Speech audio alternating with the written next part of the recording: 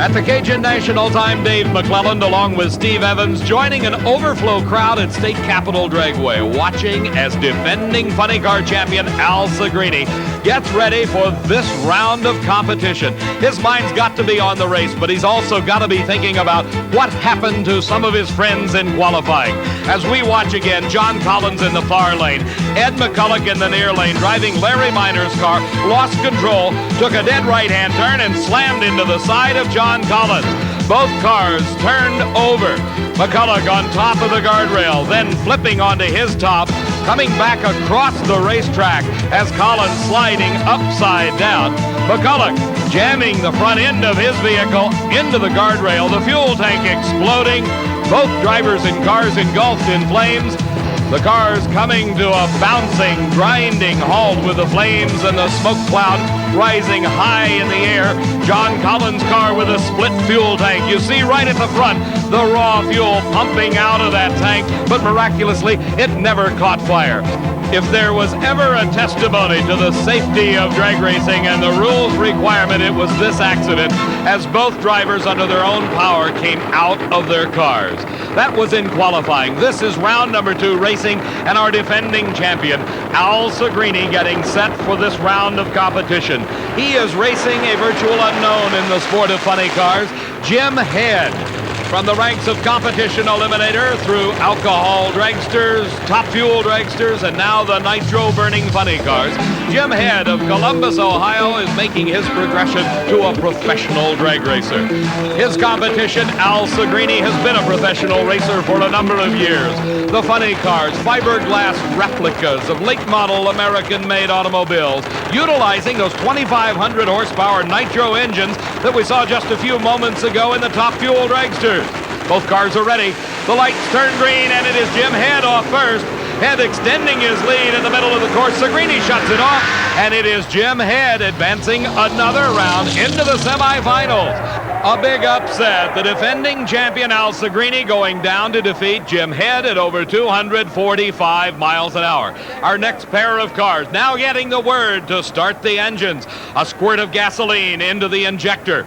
The electric starter motor attached to the supercharger, spinning the engine over. The nitro-burning motor coming to life. The crew checking everything over, making sure all the shutoff valves are properly in their place. The body coming down, pinned into place. And the race car is ready for the quarter-mile track. Jim White at the wheel of Dick Maritz's car from Oklahoma out of the city of Tulsa. The burnouts done by every car in championship drag racing, while spectacular for the fans, have a purpose. As Dale Baldy approaches the water and fries the tires. The reason, to get the tire temperature as hot as possible.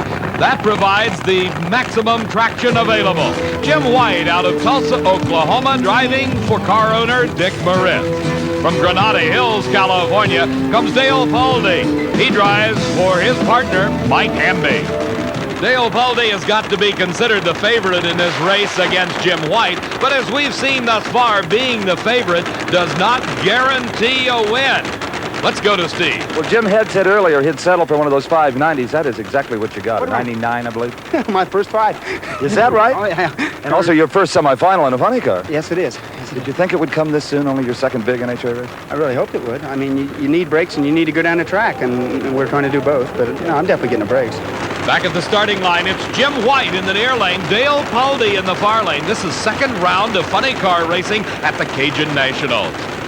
The tree goes green and both cars off the line. Jim White up in smoke. Not enough traction for the Moritz car as Dale Baldy goes through, but there may have been some problems, some ominous looking smoke coming out of the car as Dale Baldy crosses the finish line.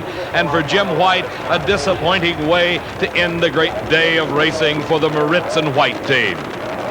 Our next pair of cars already running. A pair of Fords, and very sleek they are. This is the car of Billy Meyer. One of the hottest funny cars on the trail today, fresh out of the wind tunnel. And Billy's car, qualifying very well at this Cajun Nationals event, is racing one of the best in the business, Kenny Bernstein in the near lane. Bernstein, driving an 84 Ford Tempo-bodied car, also spent some time in the Ford wind tunnel. So the car of Bernstein and Billy Meyer's Mustang, two of the sleekest creations ever to grace a quarter-mile racing surface. Wind tunnel testing, one of the newest innovations in championship drag racing. Earlier, Steve took a close-up look at Meyer's Mustang. The first thing the wind tunnel test told Billy Meyer and crew was to seal up these side windows. Where before they were either wide open or a short abbreviated window, they're now sealed with Lexan plastic. Certainly not as comfortable for Billy inside the car, but no sacrifice too great for a quicker elapsed time. The next thing they learned, the car was surrounded by turbulent air, dirty air the engineers call it. So they added around the front the aluminum lip and also down the sides.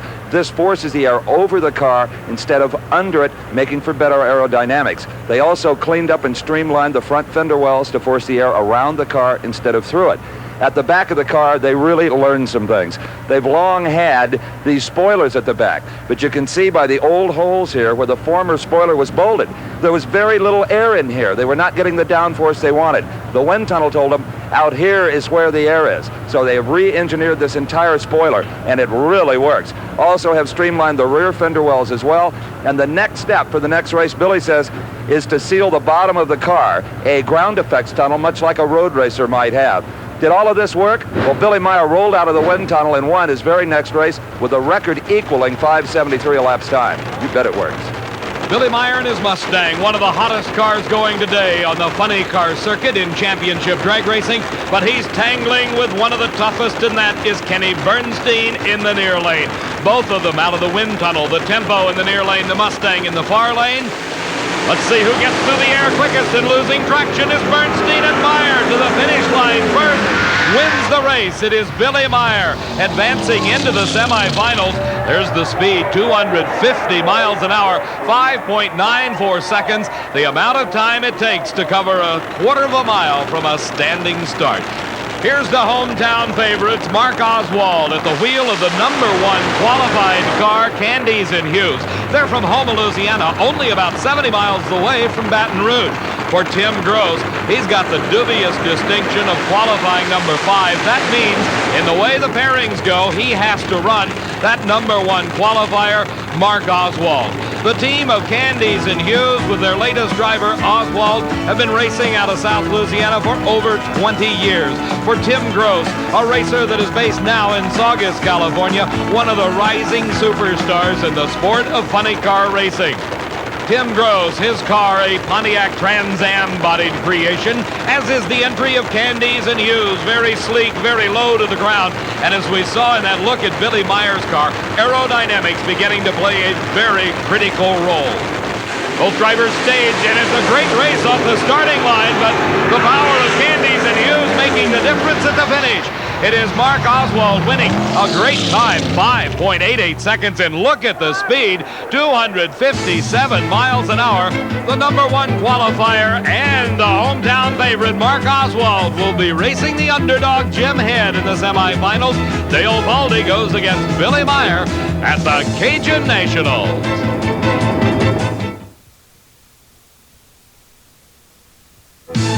Back at the